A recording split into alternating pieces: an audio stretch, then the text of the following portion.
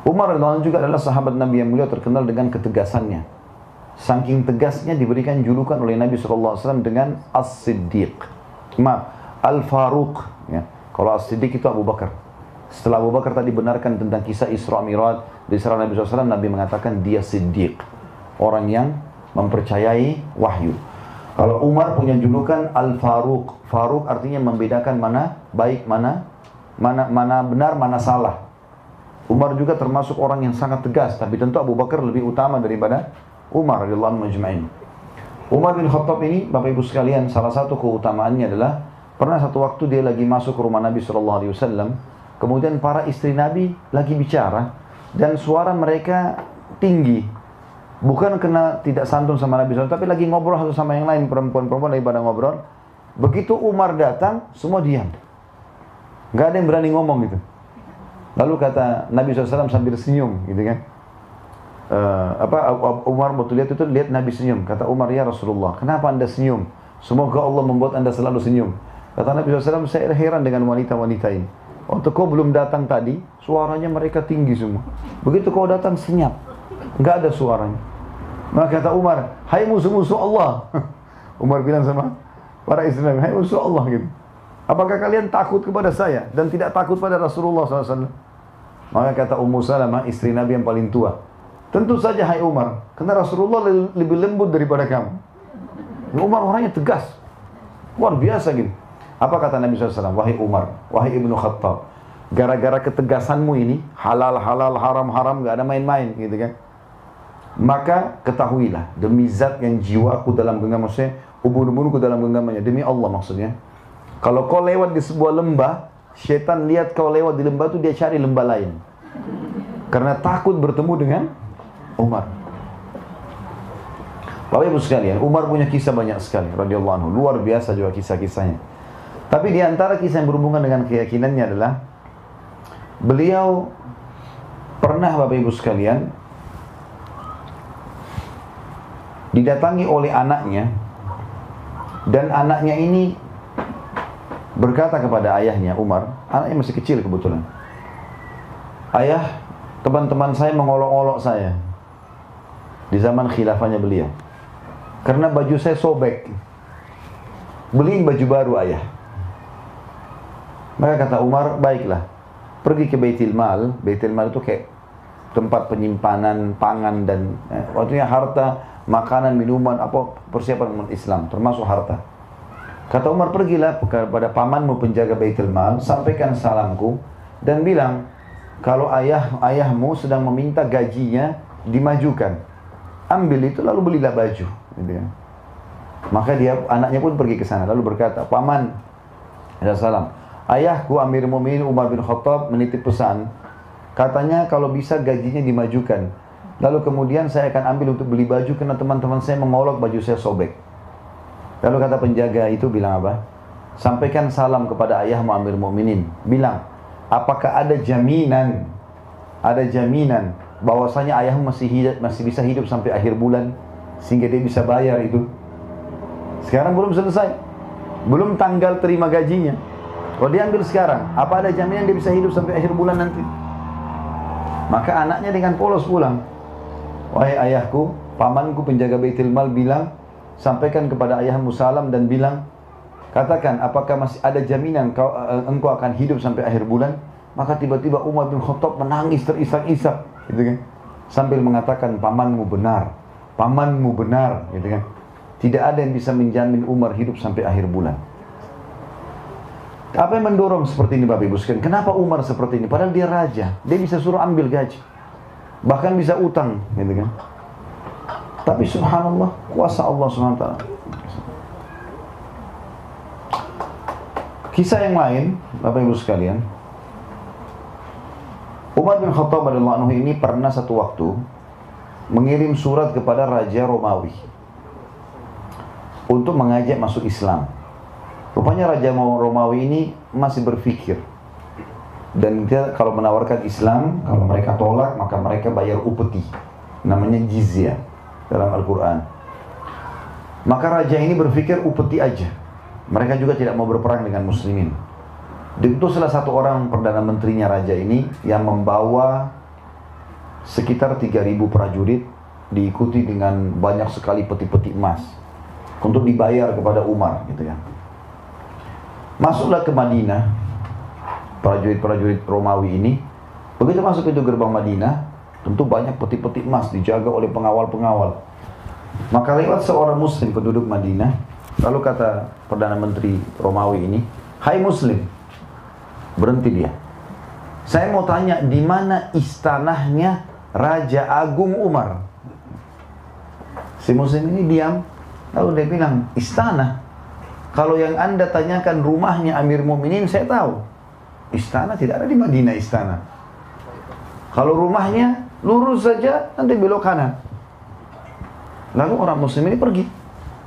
Kata si Perdana Menteri ini, "Belum pernah saya temukan ada orang tahu ini peti emas, lalu tidak minta duit. Baru pertama kali dia lihat ada ini. Ini tentu sifatnya orang muslim, bukan mengemis dan minta-minta gitu kan. Dia bilang, kalau kami sudah siapkan satu peti khusus untuk bagi-bagiin duit. Kalau misalnya ada orang minta-minta, gitu kan, dikasih. Jadi ini orang tidak minta, sudah jadi tanda tanya buat dia. Kenapa orang ini? Orang kaya raya kah? Tapi kalau kaya raya tidak mungkin jalan kaki, gitu kan. Dia jalan terus sampai di ujung, dia belok kanan jalan Madinah. Rumah semua sama waktu itu. Kotak saja, satu pintu, dua jendela. Kalau dua lantai tinggal tambah dua jendela di atas. Itu rumah paling besar. Dia jalan-jalan, tidak ada penduduk Madinah juga kosong, nggak ada penjaga-penjaga. Sampai dia ketemu sama satu muslim, ada lagi situ muslim penduduk Madinah lagi duduk di bawah pohon. Lalu dia bilang, "Hai muslim." Berdirilah orang itu. Lalu dia tanya, "Di mana istananya Raja Agung Umar?" Kata si muslim itu, "Kenapa engkau mencari Umar?" Dia bilang, "Ada surat datang Raja Agung Umar kepada Raja kami Romawi, mengajak kami masuk Islam. Dan raja kami masih menolak, maka kami membawa ini upetinya. Kami akan bayar." Ya. Maka dia bilang, "Kami mau bayar, mau bertemu dengan Umar." Lalu orang itu pun melihat kiri kanan, dia lihat banyak sekali peti. Dia mengatakan, "Bagaimana ini orang lagi bicara sementara dia di bawah, Perdana Menteri di atas kuda ya." Kata orang itu, "Bagaimana kalau yang di depanmu ini Umar?" Maka orang itu bingung, "Apakah Anda betul Umar?" Kata dia, "Iya, saya Umar." Turunlah Perdana Menteri ini, begitu menghadap depan Umar, lalu dia mengatakan, "Asyhadu an la ilaha illallah wa anna Muhammad Rasulullah." Masuk Islam. Kata Umar, "Kenapa kau masuk Islam?" Dia bilang, "Saya sudah lama dengar nama Anda, dan saya sekarang baru tahu kenapa orang-orang di negeri saya kalau dengar nama Anda, saya sudah ketakutan." Ya, "Anda di sini ngapain? Di bawah pohon Amir Mu'minin." Dia bilang, "Saya lagi tunggu baju saya dicuci." Umar bilang, dia cuci bajunya sendiri, dia gantung depan rumah. "Saya lagi tunggu kering." Jadi, duduk di bawah pohon. "Apakah Anda tidak punya pengawal?" "Nggak ada pengawal. Saya bersama dengan Allah." Dia bilang, gara-gara itu saya masuk Islam. Umar bin Khattab tidak punya pengawal, tidak punya pendamping. Duduk sendiri dengan keyakinan bahwasanya dia bersama Allah. Dan di zaman beliau, ya, itu Islam sudah menguasai setengah dunia. Karena tahun 15 Hijriah, utara Jazirah Arab, negeri Syam dan Turki bagian Asia takluk di tangan Umar bin Khattab yang dikirim pasukan dipimpin oleh Abu Ubaidah bin Jarrah dan Khalid bin Walid radhiyallahu anhu ajma'in. Tahun 16 dikenal dengan perang Yarmuk gitu ya. Tahun 16 Hijriah diutuslah pasukan ke Persia, takluklah Iran, Irak, Afghanistan, Rusia. Pada saat itu dipimpin oleh Sa'ad bin Abi Waqqas, panglima perangnya Umar bin Khattab, dengan 30.000 orang mengarahkan 240.000. Tahun 20 Hijriah, Umar berkuasa dari tahun 13 sampai 23. Tahun 20 Hijriah, beliau utus lagi pasukan 8.000 orang menuju ke Mesir, dipimpin oleh Amr bin As radhiyallahu anhum ajma'in. Tembus Mesir, Afrika Utara, Mesir, Tunis, Jazair, Maroko, seluruh Afrika bahkan Spanyol nanti terbuka masuknya Islam di sana. Setengah dunia dikuasai, nggak ada pengawalnya satupun. Apa yang membuat Umar bin Khattab bisa lakukan ini, Bapak Ibu sekalian? Bahkan Umar bin Khattab tidak pernah tidur di malam hari kecuali sudah keliling Madinah, tidak ada pengawalnya, sendirian jalan. Kisah yang masyhur mungkin Bapak Ibu pernah dengar, kalau sudah mendengar alhamdulillah, kalau belum dengar bisa diambil pelajaran. Satu malam Umar bin Khattab pernah sakit 3 hari. Satu hari pernah sakit 3 hari, nggak keluar, dan biasanya beliau keluar setiap hari, lihat orang-orang Madinah kalau sudah tidak ada lagi yang perlu baru dia tidur gitu, sendirian jalan. Satu hari pernah sakit 3 hari, dia nggak keluar. Hari keempat beliau keluar, jalan terus sambil pinggir kota Madinah ada api unggun. Kemudian beliau lihat, mampir ke sana ada seorang ibu, anak-anaknya 3 orang lagi nangis di depannya. Lalu kata Umar setelah salam, wahai amatullah. Amatullah ini maksudnya hamba Allah, ya perempuan. Kalau laki-laki Abdullah, ya. Wahai amatullah, ada apa denganmu? Dia bilang pemimpin negeri ini tidak adil. Dia nggak tahu kalau ini Umar. Gitu. Kata Umar, kenapa? Dia bilang, saya sama anak saya sudah lapar 3 hari. Jadi 3 hari yang Umar tidak keluar, di situ ada kelaparan. Ya Allahu alam pemimpin kita sekarang ini bagaimana keadaannya negara-negara Islam, ya, yang tidak pernah mau tahu keadaan masyarakatnya. Semoga saja mereka diberi hidayah, ya. Kalau ada yang meluangkan waktu, alhamdulillah. Karena ini tanggung jawab semuanya, kan. Berapa banyak orang yang kelaparan. Umar 3 hari nggak keluar sudah ada orang kelaparan. Dan orang ini sudah langsung memvonis Umar tidak adil. Dia tidak tahu kalau ini Umar. Kata Umar, kenapa? Dia bilang, saya 3 hari nggak makan. Lalu apa yang kau masak? Diangkat pancinya, batu. Batu dimasak dengan air. Kenapa kau masak batu, hai ibu? Dia bilang, supaya anak-anak saya mengira saya masak. Enggak ada makanan, mau ambil makanan dari mana? Maka dengan seperti itu mereka hanya kecapean, nangis, tidur. Itu yang saya lakukan selama 3 hari. Maka Umar bilang, baik, tunggulah sebentar. Umar tidak pakai tunggu, langsung ke Baitul Mal. Ngambil gandum, ngambil segala macam kebutuhan, dipikul sama Umar. Ada satu sahabat lagi lewat, lihat, ya Amir Mukminin, wahai pemimpin orang beriman, raja maksudnya. Julukannya Amir Mukminin waktu itu. Wahai Amir Mukminin, pemimpin orang-orang beriman, raja. Apa yang anda pikul ini? Mau kemana? Kata dia, ada yang saya pikul, makanan, gandum. Kata dia, baik, biarkan saya bawa. Kata dia apa? Apa kau ingin memikul dosaku hari kiamat? Tidak usah ikut-ikutan. Ini tanggung jawabku ini. Orang ini penasaran, diikuti dia. Ini Umar mau kemana? Umar jalan sampai pinggir kota Madinah, tengah malam ini. Ini bukan waktu duhur. Kalau kita kan sekarang siang-siang, tunggu mana kamera baru bisa, ya, diambil gambarnya. Ini tengah malam sendirian. Saya tidak singgung siapapun, ya.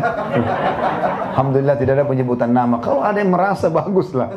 Tapi yang jelas Umar ini tengah malam, bawa pikul sendiri. Mau dibantu pun sama pegawainya, temannya, enggak.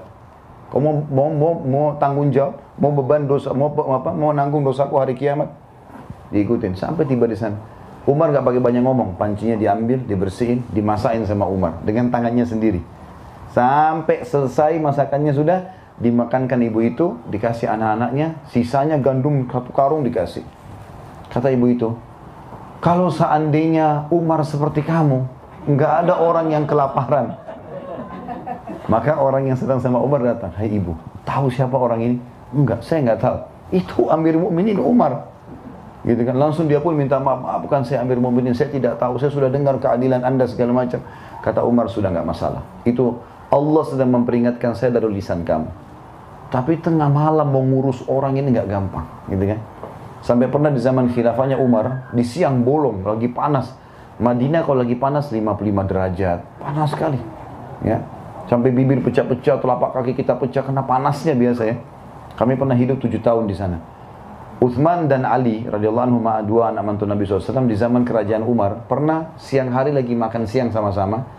Waktu mereka mau bubar dari makan siang, gitu kan, lewat lagi panas, saking panasnya mereka tutup wajah mereka dengan imamahnya, sisa imamahnya, gitu kan. Lalu mereka lihat dari jauh ada orang yang sedang ngumpul-ngumpulin, tarik-tarikin unta yang sedang lepas, kambing yang sedang lepas. Sampai di tangan kiri kanannya banyak. Kata Utsman kepada Ali, siapa orang siang-siang bolong begini mau ngurus-ngurusin ini nih? Unta-unta, dan ini kelihatannya bukan unta dia, karena unta-unta yang lepas dipegangin sama dia, ditarik, kambing dikumpulin, banyak. Sampai banyak di tangan dia talinya semua. Kata Ali, saya juga tidak tahu, ayo kita lihat, mungkin kita bisa bantu. Begitu mereka dekat, mereka lihat Umar radhiyallahu anhu. Umar enggak tidur siang, enggak apa, ngurusin unta-untanya sama kambingnya masyarakatnya yang lepas, dikembalikan ke rumah masing-masing. Siang hari bolong, gitu kan.